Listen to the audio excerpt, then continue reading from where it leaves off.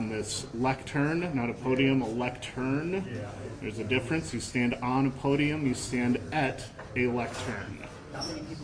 Not many people do make that. Absolutely. I'm happy to help, happy to inform the public. That's what we do here in television and journalism, is we inform the public.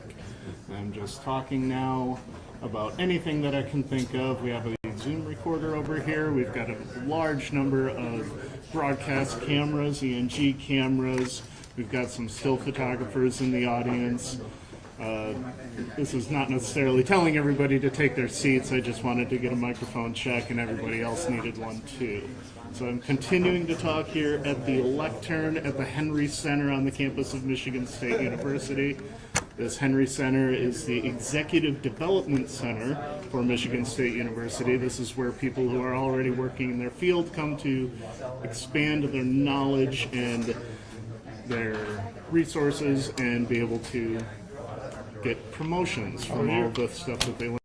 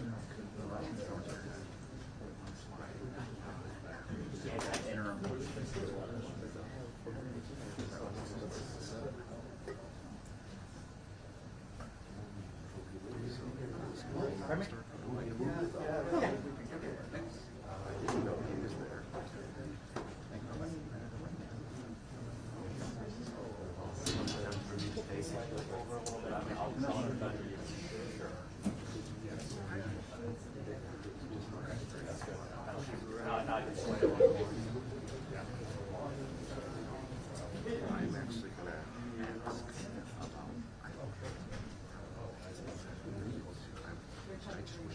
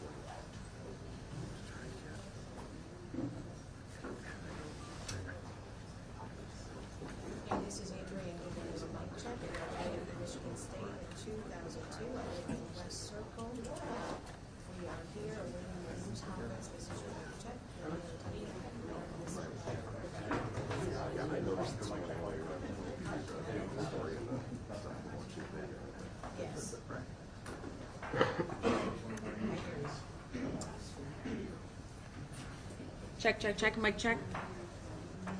Mic check. You're welcome. Thanks, guys. Okay.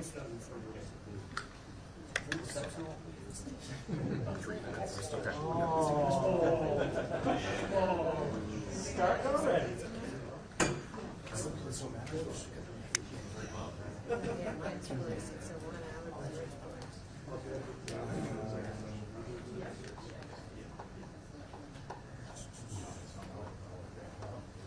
For the name.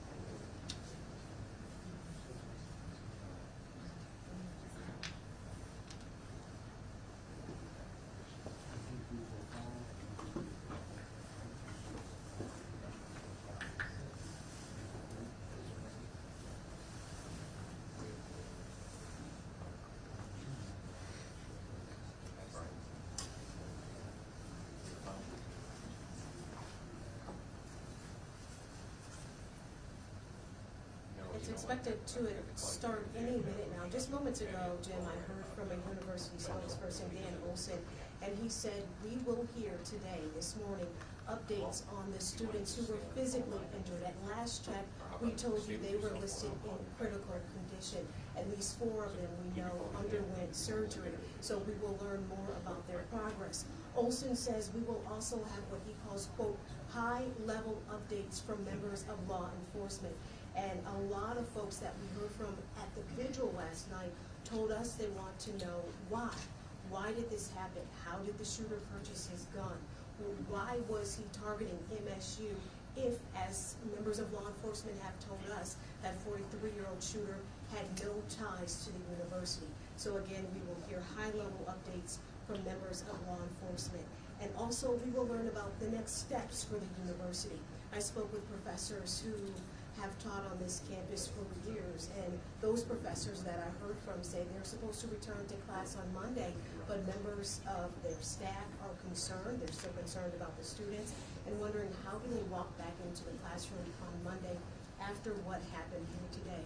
So part of that update will be outlining what is next for Michigan State University, as well as talking about the different counseling services that will be provided.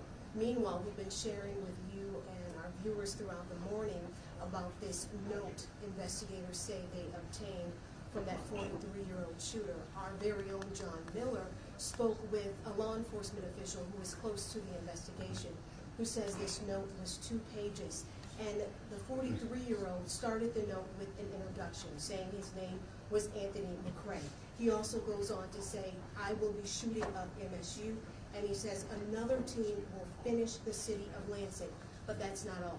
There are also targets in that note, so it's unclear if the members of law enforcement that we hear from any moment will talk about these targets. We do know one target was a warehouse, the other an employment agency, a discount store, and a church.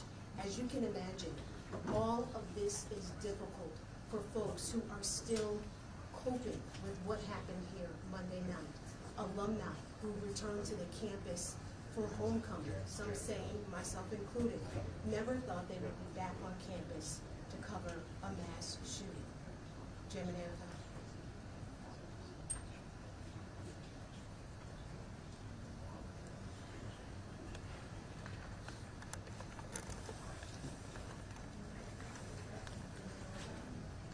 Here we go, guys.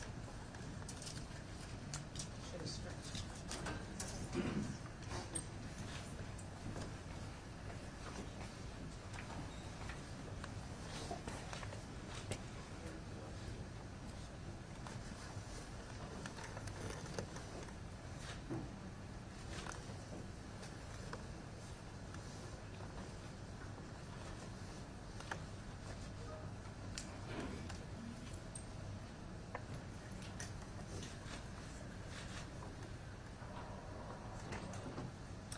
Good morning, everyone. My name is Teresa Woodruff, and I serve as the interim president at Michigan State University.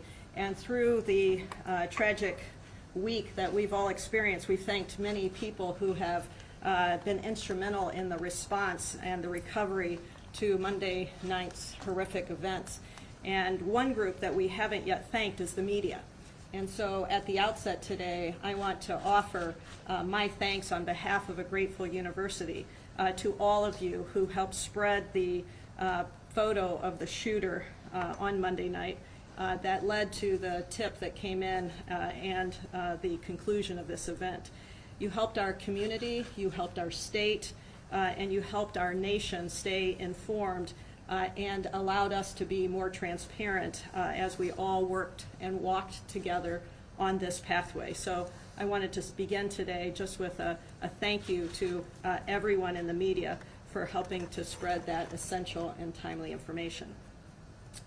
Others today in this news conference are going to provide updates on the investigation and law enforcement matters. And so my comments are going to be brief, and they're going to focus on 3 areas. First, where are we now? What's next? And the process that's going to guide our decisions as we move forward. As you'll soon hear, the 5 students at Sparrow are still in critical condition, but I'm pleased that we are seeing some signs of improvement in some of our students.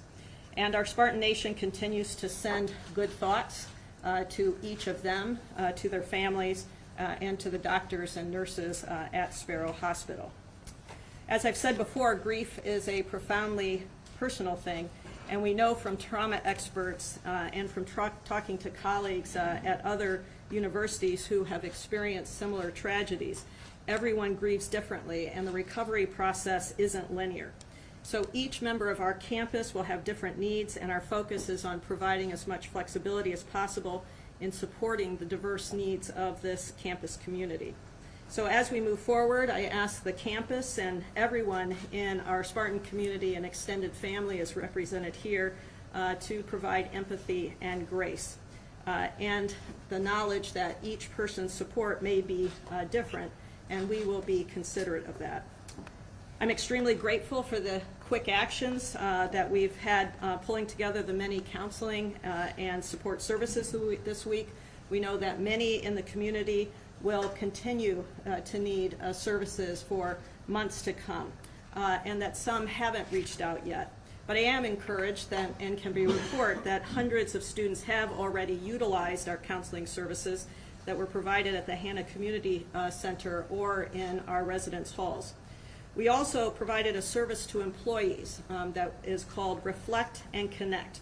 And we're looking into training for supervisors as more faculty and staff begin returning to positions today and into next week.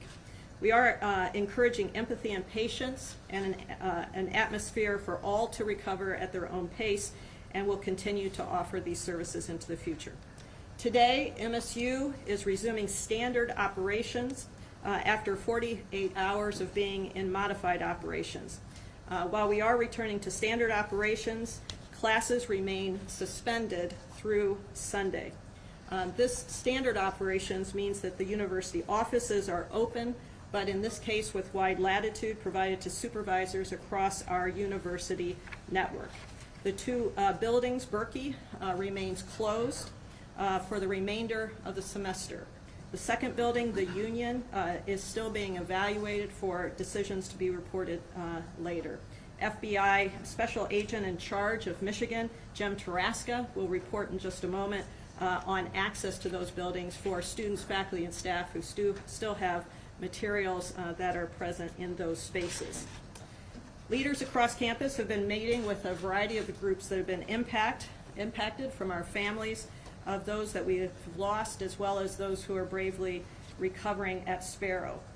We've also been talking with our students, faculty, and staff who were in the class of the shooter in Berkey Hall, and the employees who were in the Union on Monday night. We are listening and we are supporting at all levels. Our core leadership team is meeting daily, and we will continue to do so to prioritize the needs of campus.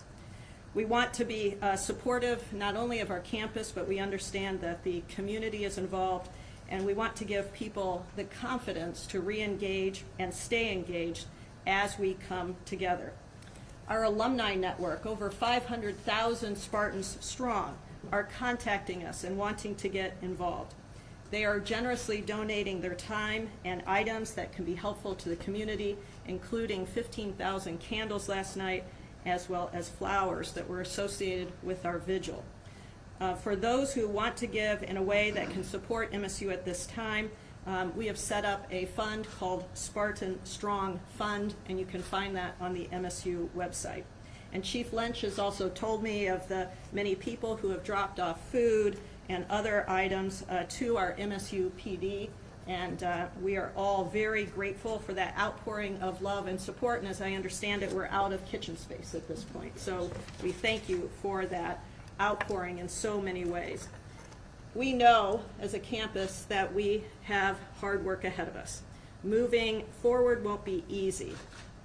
Unfortunately, others in higher education have been through this, and we are connecting in ways that through these shared experiences, we will have ideas about how we can evaluate our best plans forward. And as we move forward from today, we will work together to make informed decisions and lean on each other. None of us have all the answers, but we do have each other. So at this point, I'd like to turn this briefing over to our Chief of Police and Adjunct Professor in our School of Criminal Justice, Marlon Lynch. Marlon? Thank you, President Woodruff. Good morning. I'd like to start with some thanks to outreach by our colleagues, our local partners, but also some well-established associations, the Michigan Association of Chiefs of Police, the International Chiefs of Police, the International Association of Campus Law Enforcement Administrators, and the Commission Agency on Law Enforcement Accreditation.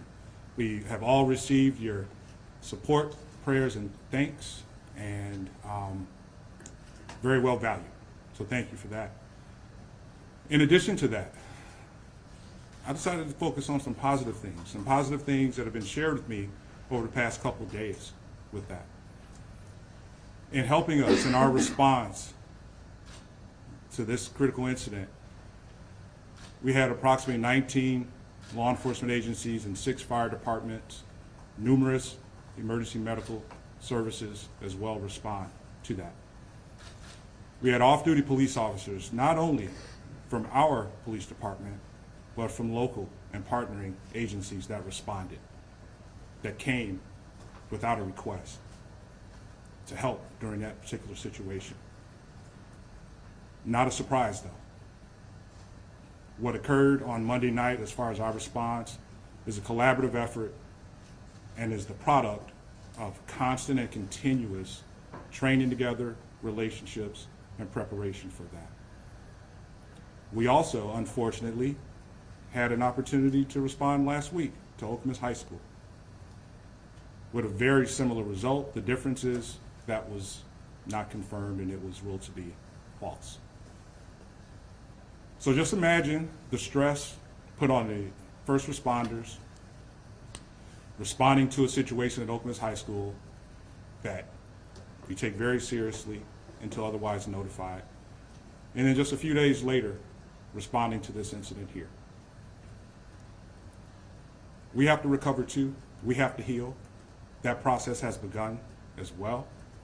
We've made services available for our staff, our police and public safety staff, beginning today. We also have short-term plans as well as long-term plans as we move forward with this.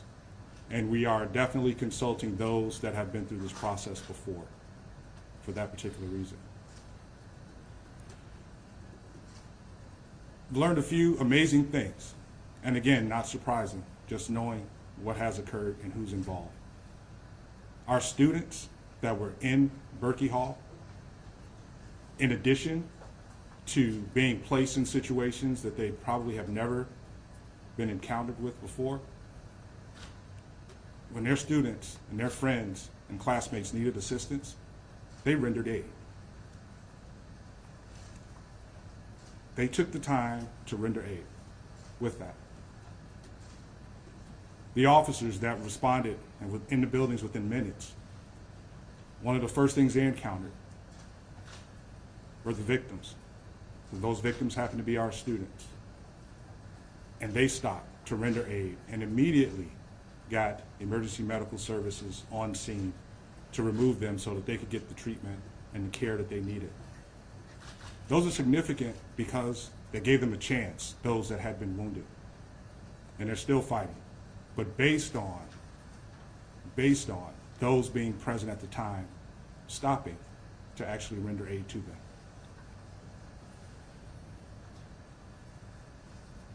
The dispatchers.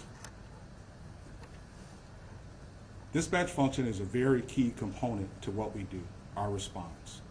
And if any of you have heard any of the radio traffic that happened that night, it's amazing. They were calm, they prioritized, they communicated well, they did their job. They did their job extremely well, extremely well. My point in this is to say that it's not based on an individual. We all have roles. When it comes time to actually do what you've been trained to do, that happened. And there's a caring component as well. Some very selfless in stopping to assist when they could have easily have just run out of the building themselves. And there was nothing wrong with that at all. That's part of how they're actually trained. Our students, they have the opportunity to receive that training and run, hide, fight. And unfortunately, some of them during their high school years, middle school years, think about the generation that's here now, they've had to go through that. They've had to go through that. So I found that positive to be able to communicate that with that. Those are some stories that need to be discussed as well. And hopefully that is actually what takes place, which some has already done that, but I think we needed to take a moment to actually state that, the appreciation for that. So what we will hear now will be updates. In addition to the Michigan State University Police and Public Safety representative that's here, we will also have Lansing Police Department, Michigan State Police, as well as the FBI come with updates. And again, we appreciate your presence here with that. Deputy Chief Rosman.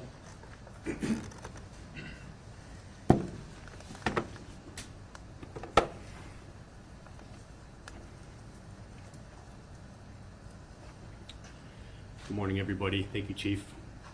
I want to begin by, again, honoring the victims, our students. As a father, I cannot imagine what all the families continue to go through.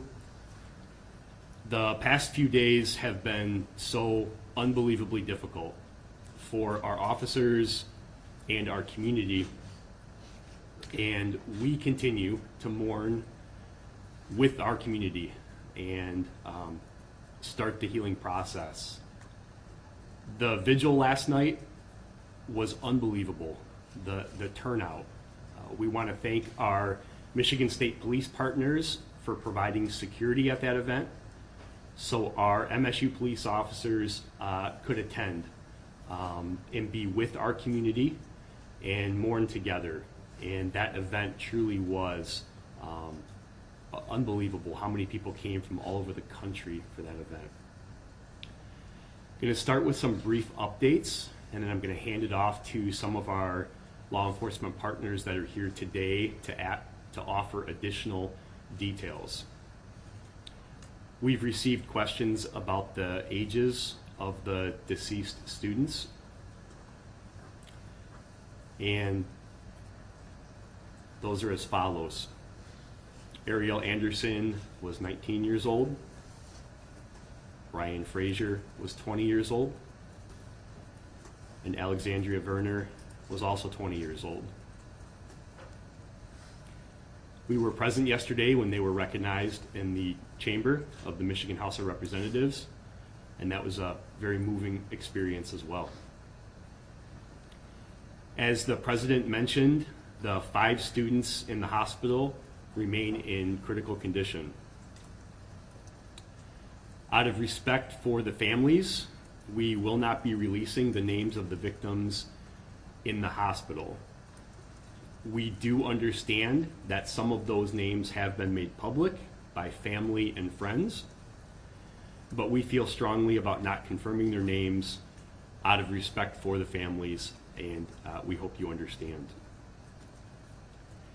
So even though MSU Police and Public Safety is the lead agency in charge of this investigation, the investigation is very complex. It's bifurcated and involves many different agencies. Different parts of that investigation are being handled by different agencies in a very unified and coordinated effort. That unified cooperation between all of the agencies involved and the resources that have been deployed to campus from all over the country, it is impressive. I'll share a few brief updates regarding the investigation, and some of our partners that are here today will elaborate on some of these details as well. We can confirm that the shooter had 2 handguns on his person when he was located. Those handguns are both 9mm. He also had additional magazines and ammunition on his person. Our investigative team did work with our federal ATF partners to trace those weapons, and we have learned that they were purchased legally by the shooter, but they were not registered. We can also confirm that a note was found on the shooter, and the location that the shooter was located was roughly 3.8 miles northwest of campus. As I said, the Michigan State Police is here today, and they will share additional information about that shooting scene.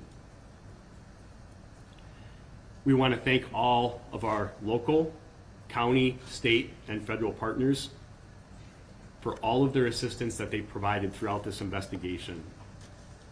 The investigative assistance that we've received after the initial incident has been absolutely overwhelming as well. As the interim president said, we'd also like to thank the media for being active partners throughout this investigation. Your ability to share our information while understanding the sensitive nature and having compassion for the families is very much appreciated. At this time, I'm going to turn it over to Lieutenant Renee Gonzalez from the Michigan State Police. We will be available for questions at the end. Renee? Thank you, Deputy Chief Rosman.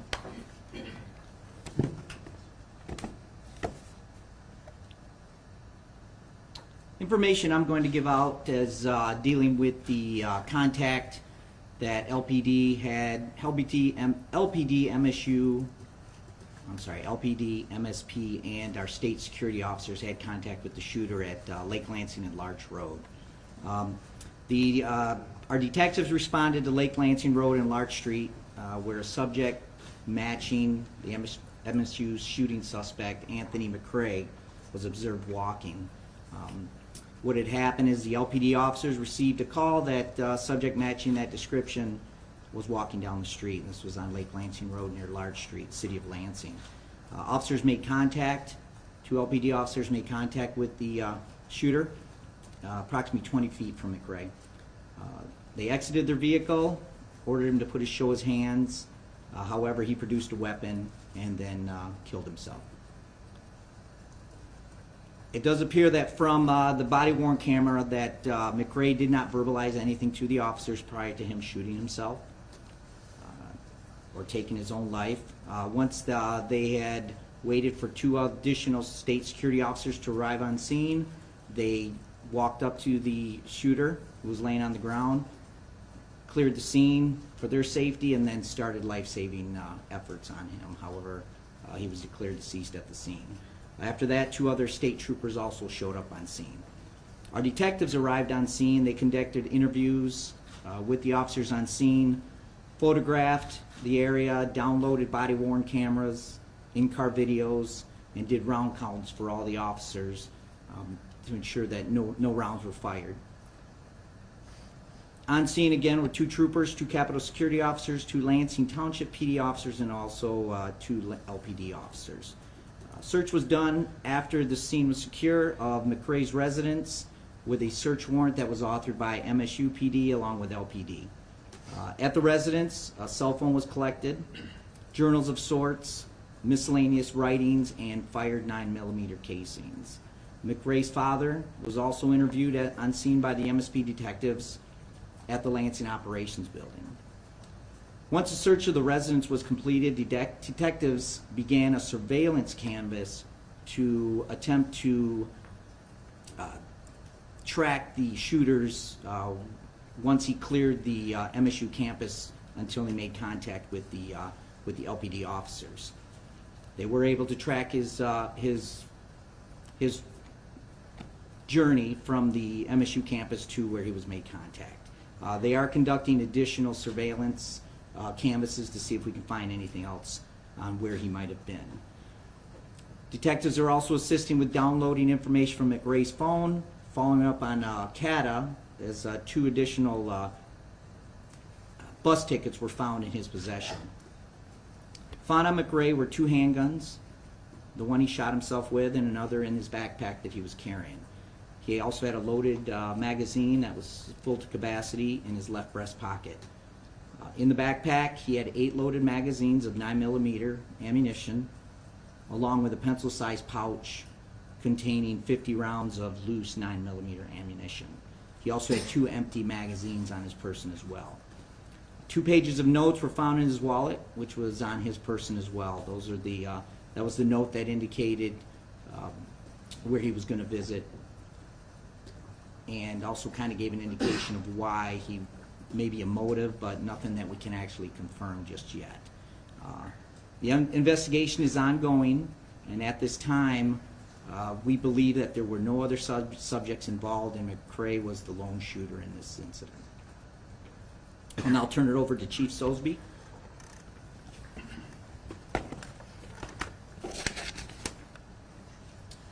Thank you, Lieutenant. Good morning, everybody. My name is Ellery Sosebee. I'm the Chief of Police in Lansing. I'm going to start by saying that the Lansing Police Department, through Mayor Shore's office, is assisting in this investigation as much as possible to make sure that we have complete closure in this incident. I want to start by giving my condolences to the family of the victims of this tragic incident. Being a father of a son who is recently accepted to this great university, I can't even imagine the pain that the families are feeling right now. I want to thank the officers who responded without pause to this critical incident. Many of those, as has been mentioned before, were off duty and dropped everything they were doing to come assist to make sure that there were no more losses of life and to prevent this tragedy from getting any larger. I want to thank the citizens who, along with the media's help, saw something and said something. Without them, we may not be in this position here today. I'd like to clear up just a few things, a few topics of misinformation that we have been asked about either the accused McRae or the address, the Lansing address on House Street in the city of Lansing. LPD has not responded to any welfare checks for Anthony McRae. There was a welfare check at the address on House Street on February 5th, but was not related to the accused. And LPD has not been called in any way to any shots fired at this address. The call history for the accused in this situation is very limited, but I will share this with you now to hopefully avoid any questions in the future. Starting back in 2005, McRae was contacted for a larceny complaint by the Lansing Police Department. 2006, a traffic violation.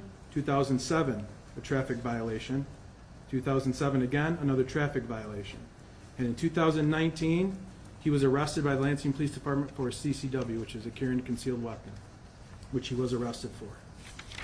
And for that case, that weapon is still in Lansing Police Department custody.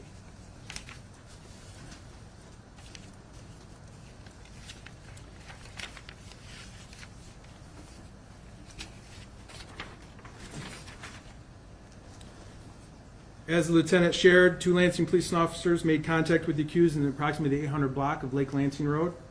And the accused was contacted. He produced a handgun and ended his own life.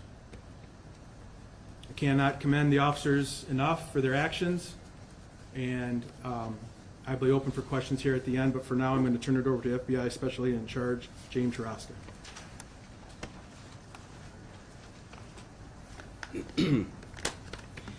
Good morning. I will start off by thanking the press as well.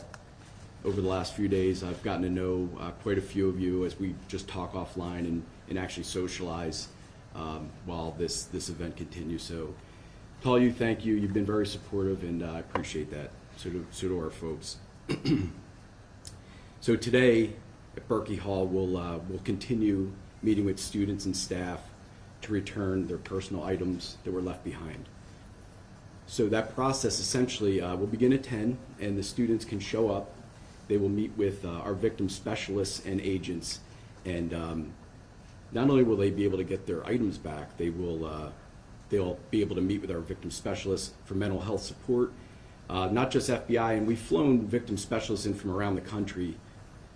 MSU has provided victim services as well. Victim specialists are there to meet with the students. The U.S. Attorney's Office, Western District of Michigan, is represented. HSI is also represented. So we have a great cadre of mental health professionals there to support the students. We did the same at Union yesterday. I would consider it a success in that the students did want to sit with our folks and talk. Along those lines, I want to thank the community, especially those who brought comfort dogs yesterday. It went a long way. It meant a lot to the students and our folks as well. The comfort dogs, they bring a lot. So thank you to everybody that took the time to do that. The property that will return to them, essentially, it's a pretty easy process. They'll identify what's theirs, we'll return it. For those students that don't want to be there, don't want to go in that building, that's fine. Just understand, you don't have to do that. We will get your property to you.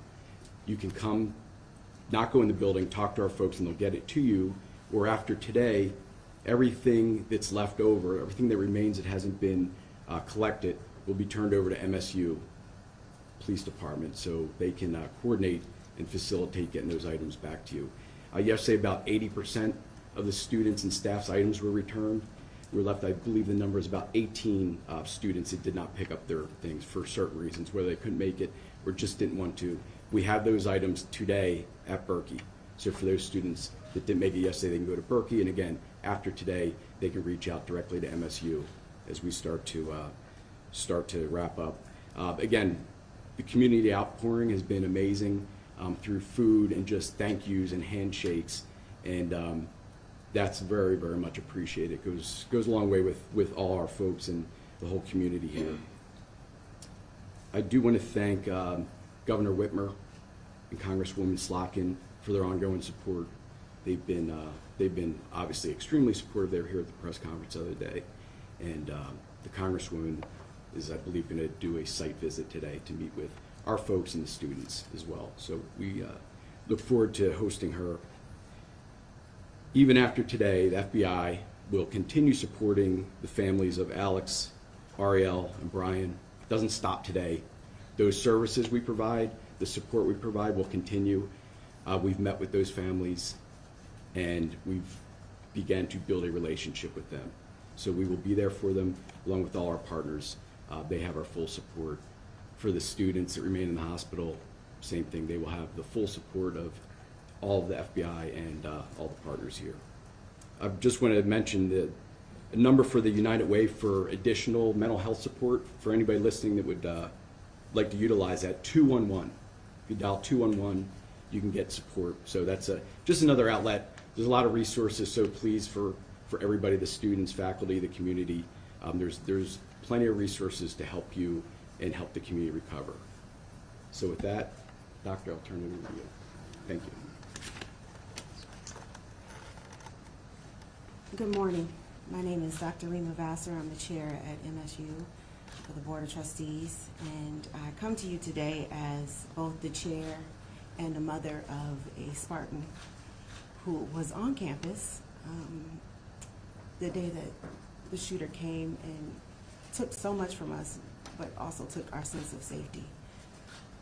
I have this dual role as I'm going through this with the Spartan community, and it's an identity that allows me to see a lot of empathy in people and a lot of grace, and I'm so grateful to the community who has been supportive in ways that we just couldn't imagine. That evening, my daughter called and she joked and said this later today. She said, that's the first time you ever answered my call that fast. Generally, she calls for money, so she might not get me on the first ring, but I answered right away, and she said that's when I knew it was real. She sheltered in place in a bathroom for 3 hours waiting for this to end. And as I'm taking the updates from campus, I'm also fielding her calls, my family's calls, who are all trying to figure out, is she okay?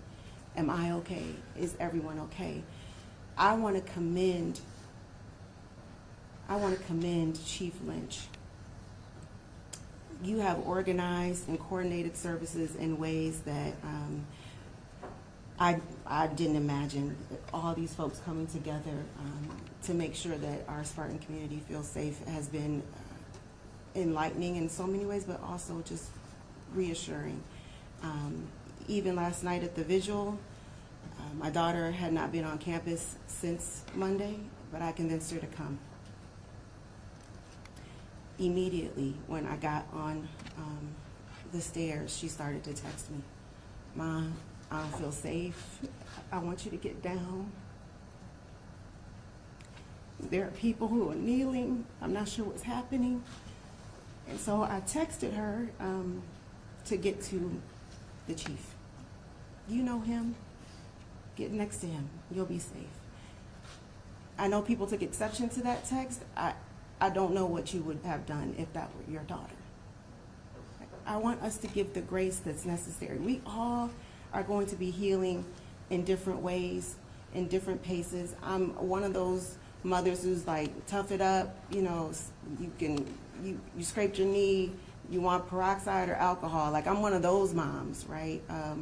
But I'm giving my daughter, who is a kind, low-key, cool kid, a lot of grace. And I want that grace extended to all students, all staff, and all faculty. The board has gone to talk with Ariel's parents, Alexandria's parents, Brian's parents.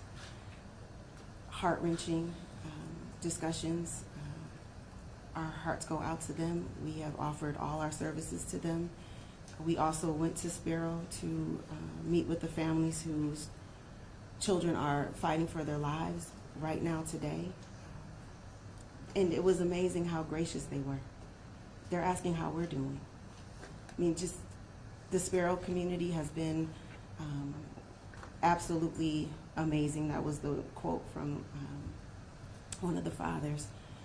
And so I'm grateful to them for their service to these families. This is a hard time, a tough time, but we're going to get through it.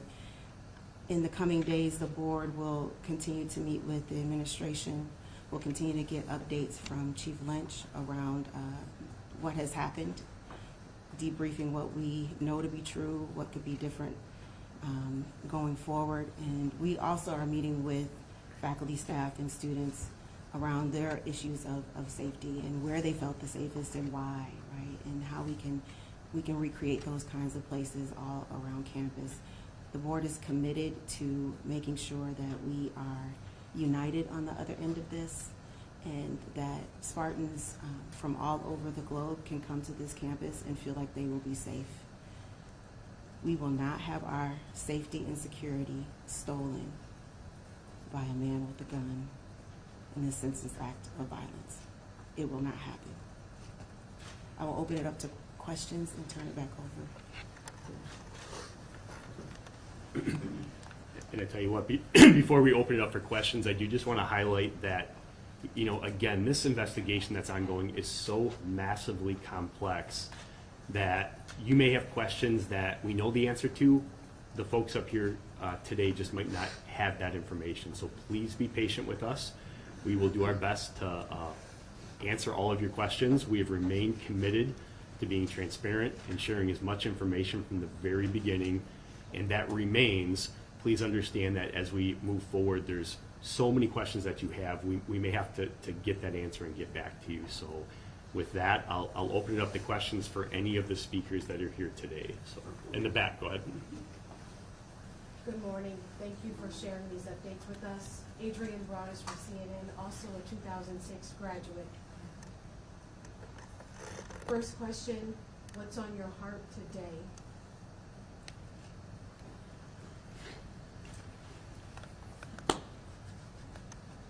We are a resolute community. What's on my heart is what is my task that I accepted almost 2 years ago to return to my alma mater. And I questioned what attracts me besides my love for MSU. I know why I'm here today. I know why I'm here today. To help be a part of what we have in existence here as a community and what we have in our partnerships. These relationships are not new. These have been in place for years. And the amazing thing is that I'm an alum, Chris is an alum, Ellery's an alum, the sheriff's an alum, the chief in Meridian Township is an alum. We could go on and on with that. We are truly invested in what we have here. And we're going to keep it. But it opens discussions for how we proceed and how we create that environment. It's just not up to us. We're going to have discussions with our community. And this is a societal challenge as well. And real quickly, if you're able to share some of the businesses for example, the church, the warehouse that was listed in this note, did he have ties to the places that were named in the note?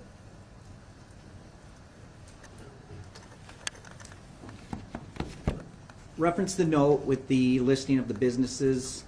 Through our investigation, we found that he had had contact with some of those places.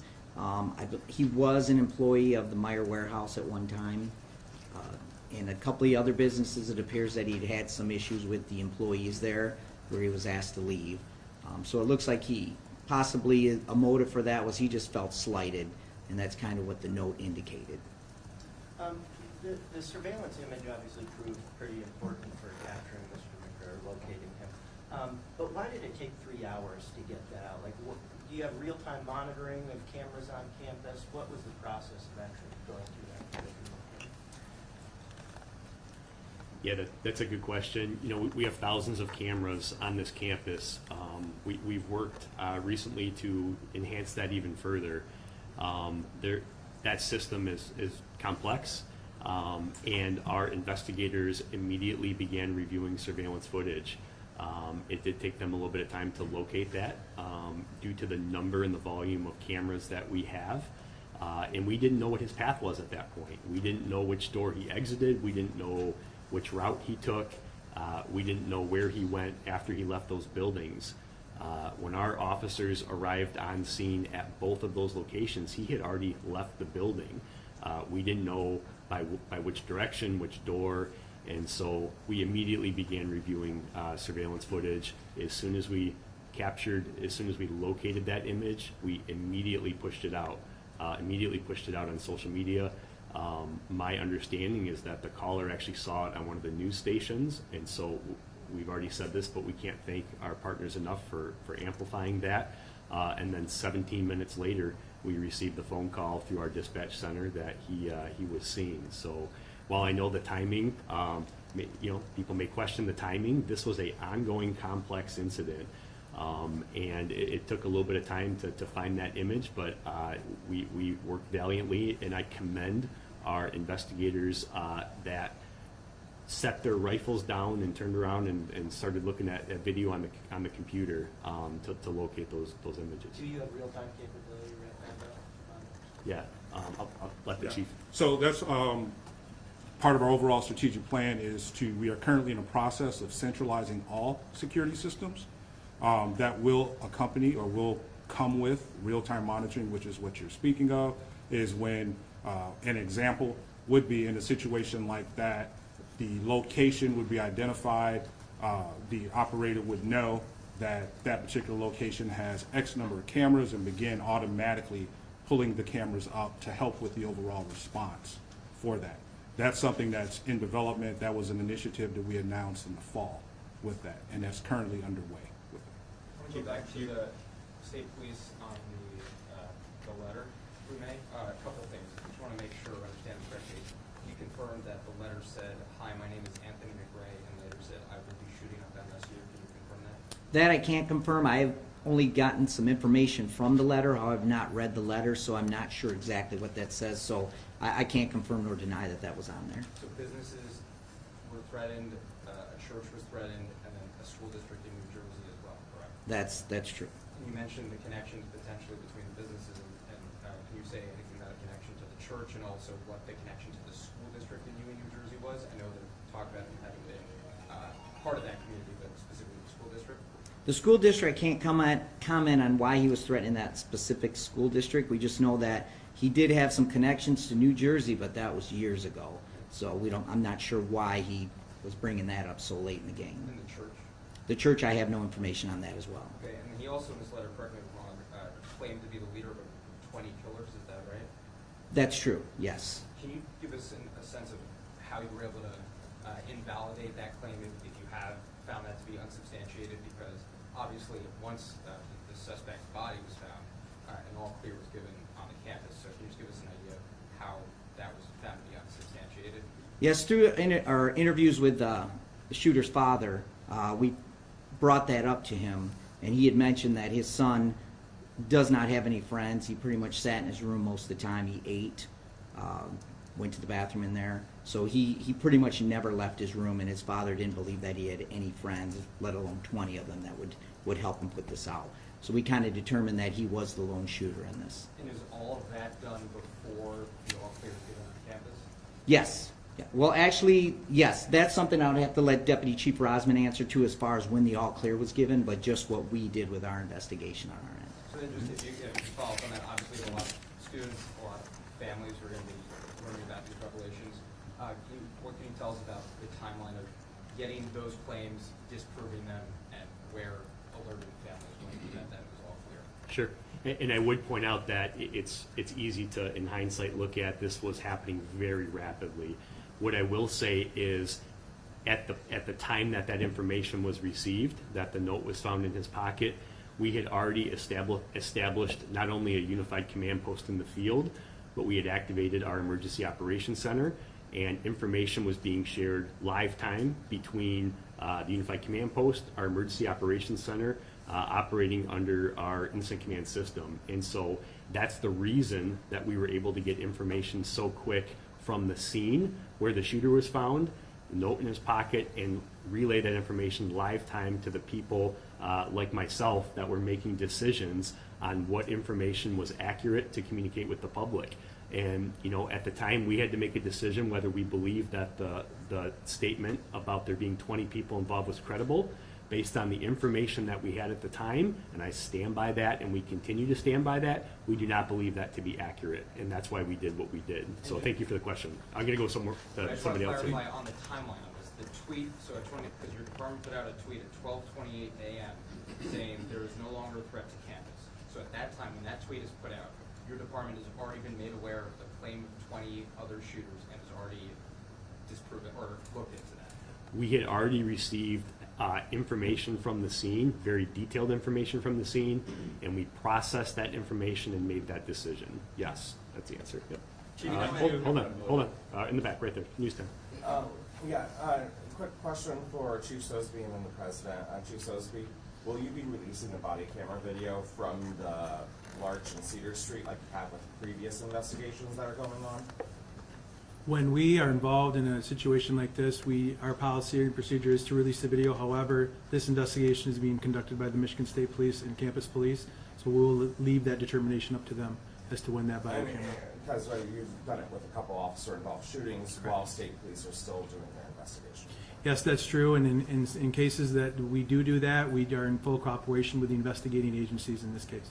And then for the President, real quick, Berkeley Hall is closed for the rest of the semester. The union's closed for now.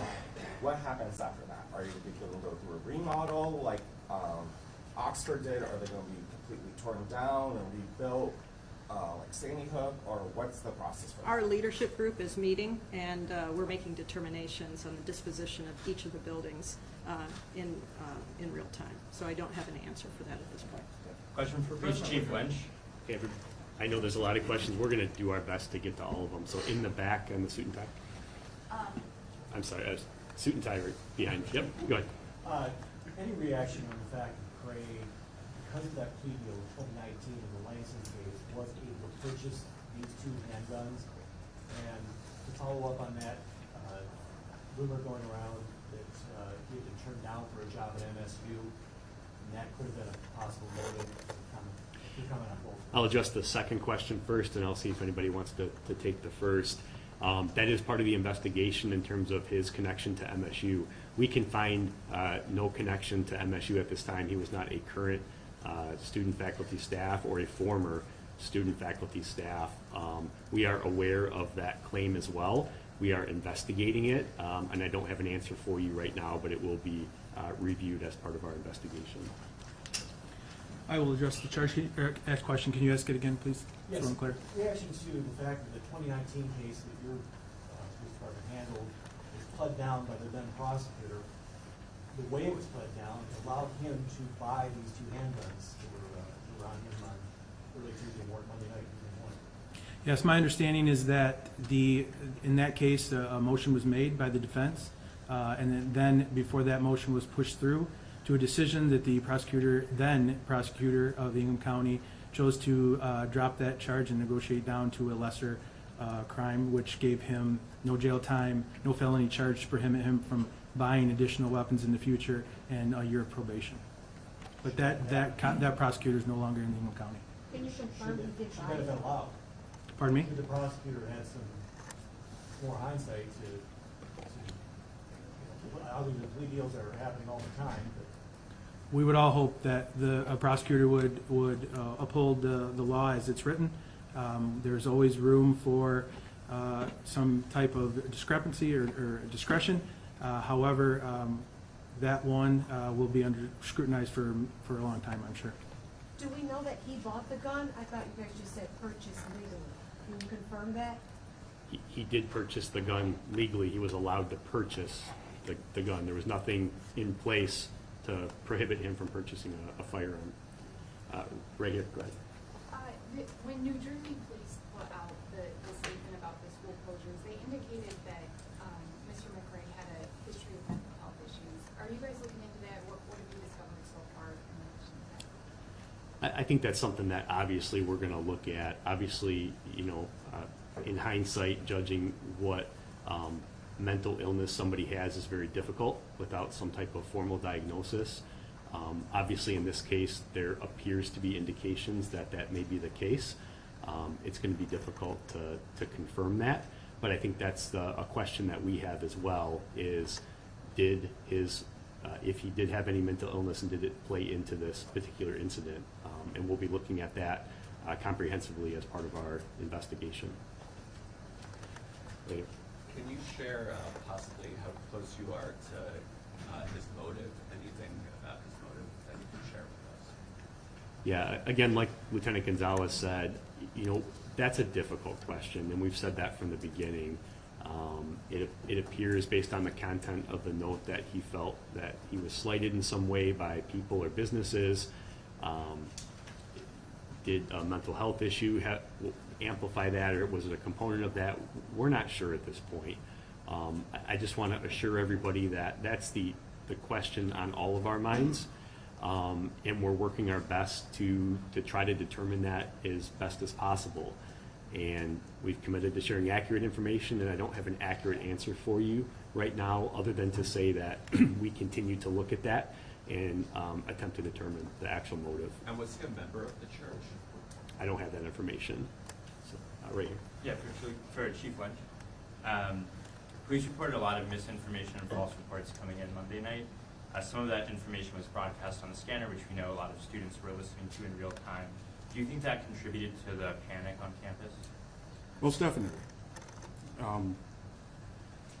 Misinformation is, it's self-defined by how it's stated, right? And if that's what's going on, what else do you have to believe? If you're actively listening to a scanner, and that's why we were communicating in the manner that we were. Please utilize us as your source for information with that. So related to that, there's a couple points that police put out reports that turned out to be false. So of a shooting at IM East, or of someone actively shooting as late as 11:30 p.m. Did those false reports you were getting make your job more difficult? And how did you determine what to put out on Twitter or send out an alert? So those were reports received through dispatch that is then coming to us. The way that the coordinated operation, how we set up, is that there were teams assigned to buildings, and then we had response teams that were set up to respond to calls. We operate on trying to verify and go from there. And so when we receive calls like that, if that's what you hear on the scanner and that's how we're being dispatched, we're sending officers to that location. Those officers get there, they get to IMEs, no signs of shooting, not hearing anything. That's the response. But so how is it decided to put something out on Twitter or make an alert? Well, we know that there is a scanner that people may be accessing it. And so when we have the opportunity to verify or to confirm that it's not true, then we do that. That's part of the overall decision-making process with that. What is the value of doing that at that particular time? And so putting out 11:30 that there was still someone actively shooting was what that alert said. Could you talk about the decision-making for that one? It would have been based on what information that was used at that time to have that decision with that. It's all real time. It's very nimble with that, and that's why we should be the source of information. The professor who led the classroom when the shooting started in Berkeley Hall said that there was no way that he knew to lock the classroom from the inside. Is that the case in classrooms across campus? And is that best practice to not have a locking mechanism? Most K-12 schools, for instance, in these instances, have a mechanism for teachers to lock the classroom doors. Well, I'm not familiar with the statistical information for K-12, but would be the fact is that we have 400 buildings as opposed to maybe 1 or 6 with that. And so the sizes are definitely going to vary with that. Our practice currently is to not outfit each and every classroom with mechanisms like that. There are a couple of reasons why or why not to. That's in a discussion in itself on the advantages, the pros and cons with that. However, those components, these coming days and discussions we're going to have with our community is we'll lead the discussions, but we'll present options. And as a community, we'll decide on how we proceed with different physical security, police officer presence, potentially security officer presence, additional security systems. All of those will become part of it with that. But today, that is not how we're set up in all of our classrooms with that. Chief, you mentioned that students rendered aid to each other. We are hearing reports that possibly one of the students killed acted heroically and tried to take the shooter down. Can you verify those reports? I know it is still very early in the investigation. Mm-hmm. I couldn't speak specifically to that action with that. Lots of information being fielded at this time. What I shared at the beginning of this press conference was what was shared directly with me by individuals involved with that. I wouldn't be surprised if that were the case, but at this time I just couldn't confirm that actually took place. And then a very quick follow-up. I know that you mentioned you are not going to be identifying the 5 students who are still in the hospital. Are you able to confirm that 2 of them are exchange students from China? Is that something that you can speak to? No, not at this particular time with that. We do know that we do have some international students, but couldn't confirm at this time where their home country is. Neighbors, excuse me. Let's go in the back here, over on the left. I just wanted to, maybe this is for MSP, you said that you were able to complete his journey from campus to the site where he shot himself. He had all this ammunition that kind of leads you to believe he had plans to do more. I mean, was there any point in there where did he seem in a hurry? Did he stop at other places and kind of contemplate doing something, or was he calmly walking home? It looked like from looking at the video that we did have portions of, that he was just walking home. Where his ending spot at Lake Lansing Large was just around the corner from his house on Howell Street. So it appears that he was just heading home. Where's the church or the warehouse anywhere in the area? Like, did it seem like that was the direction he was going? No, it appeared to us that he was heading home when someone just spotted him from the picture we put out on him. Neighbors have said that they called the cops about hearing shootings at the father's house. Were those not responded to? If you don't mind, is everybody okay if I call on people? Is that okay? I appreciate it. I'm just trying to keep things a tad bit orderly. It's okay. I'll come back to you though. Right here, the ma'am in the black vest. Yeah, I have a question for the president. What do you have to say to students and future students who say that this shooting, the university is tarnished by this shooting? I believe we are a strong community, and we will not allow a single individual to take our university from us. And we heard that loud and clear from many of our students. We are still processing, but this is our home. This is our university. Brown jacket right here. Were the two handguns purchased after the arrest in 2019? And or can you clarify where they were purchased? I don't know if we have that information. I don't think we're prepared with that information right now. We may be able to share that in the future. We just don't have it right now. So, in the back, go ahead. Wait, Yeah. Okay, sorry about that. Yeah, just multiple neighbors have said that they did call the police about issues of hearing gunshots at the father's house. Were those not responded to, or the neighbors not accurate on that? What the information that we have is that those are not accurate. We checked all our call logs along with our dispatch logs, and we have not received, the Lansing Police Department has not received any calls for any shots fired at that residence. Right here. Good. Thank you, for President Woodruff. Thank Yeah, I talked to two students who have been distributing a petition with about 11,000 signatures for some sort of Zoom or online option. That's a semester. It's similar to what's offered at Oxford High School. Has there been a discussion of that in the administration? Yes, we've discussed that, and there's ongoing discussions. Do you see that as a possibility for students? We're considering all options for the manner in which we continue the continuity of education, research, and outreach on this campus. Has there been talk of differentiating for students with classes in the Union and Berkeley or who are in those classes, options different for them for the rest of the student body, or would whatever solution sort of be applied to? Yes, we've been talking about places and spaces and where education will continue.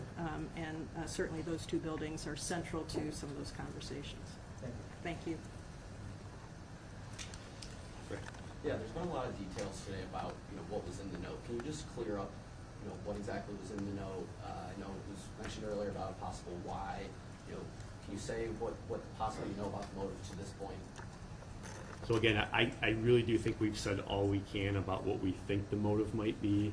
I commend and appreciate the Michigan State Police sharing as much information as they have about that note. I really think that's all we have to share at this point. We'll continue to evaluate that note from a lot of different angles, a lot of investigative avenues. If we determine anything else, if that note is of any additional value, we may share some more information in the future. But as of today, I think we've shared what we can in terms of the content of the note. Let's do one more question. Right there. Go ahead, shirt and tie. Yes, this is for you. I do want to preface that we do want to share those stories of students and officers rendering aid. But Deputy Chief Brosnan, you previously mentioned that there was an overwhelming police response. So I need to ask, when McRae was able to exit the MSU Union building and get out of the campus and then be found in the city of Lansing almost 4 hours away, when we talk about this massive police response, how was this not something that was found, especially if it sounds like he was walking? Yeah, definitely. Like we've talked about already today, the chaos that ensued and the information that we were receiving, due to the number of reports that we were receiving on campus, we actually at the time thought that he was still on campus. I mean, we had no indication at the time that he left campus. We were receiving and responding to so many calls about potential shots fired or sightings of this person on campus. Although we deployed resources off campus, we didn't receive any calls. We didn't receive any calls, whether they be valid or not, off campus. As additional law enforcement resources arrived from all over the state of Michigan, from counties away, we started to deploy those resources out, almost if you picture kind of a ring. So if there's our incident, we kind of have our inner, and then we kind of work our way out in different rings. That's how we started deploying our resources. We started with campus. Our goal at the time was to ensure the absolute safety of every student and every person on this campus after the shooting. And that's where most of the calls were coming from, and that's what we were really focused on. We had no indication at the time to believe that he was off campus, and especially that far off campus, 2, 3, 4 miles. So working through our unified command post, as resources responded, we started deploying them out further. And when that call did come in, due to that decision, we had resources that were able to quickly respond to that location. I know it's something that, in hindsight, can kind of be questioned. How did he get from point A to point B with nobody seeing him or no law enforcement seeing him? And all I can do is assure you and the community and our students that we were acting on the best information we had at the time, making critical decisions that we still stand by, in deploying our resources in the most efficient and effective way possible to ensure the continued safety of campus, which we did. So even though the calls came out of mainly Berkey and Union, which is west, there was never a surrounding of these buildings where these calls were coming out of. Do you believe, it sounds like you're saying there was just a sense of hysteria, it's possible you could have just slipped away? Yeah, and I'll compare it to the Okemos High School shooting or situation, the Hoke situation. When that happened, we all thought that was real. When the additional calls came in that there were additional shooting scenes on campus, we thought those were real initially. We responded like they were real. We reacted like they were real. We sent tactical teams and inserted ourselves into those buildings, and our officers, following their training and their drive, entered those facilities ready to hunt somebody down and take them out and prevent them from ending any other life. And that's what we did. It took us a while to determine that some of those were false, were hoax calls. So as we were working through that information, we were actively responding to those scenes and deploying our resources. And you know, it took us a while to determine. You heard it. Everybody here, it sounds like, was listening to the scanner. I mean, we were listening to the same thing. A lot of those calls sounded real when they went out. We thought they were real, and we responded like they were real, and we were ready to do what we're trained to do. So I do want to say that we all have a lot of questions, particularly me, who my daughter I was getting live updates about what was happening in real time, and transparency is one of the priorities of the board. So as new information comes, I'm expecting fully that we'll all be apprised. I did want to add one update. Sparrow has called and let us know that one of our students has moved from critical to stable condition. And so I just want you to continue to pray for those families. Pray for the families who will be having services over the next couple of days, for their students who have not made it. They sent their students to Michigan State for a quality, world-class education, and now they are they're holding services for them. So just hold them a space for them in your hearts, and continue to wish the best for those who are still struggling. But that was the good news, that we have at least one who has improved. Thank you. Thank you.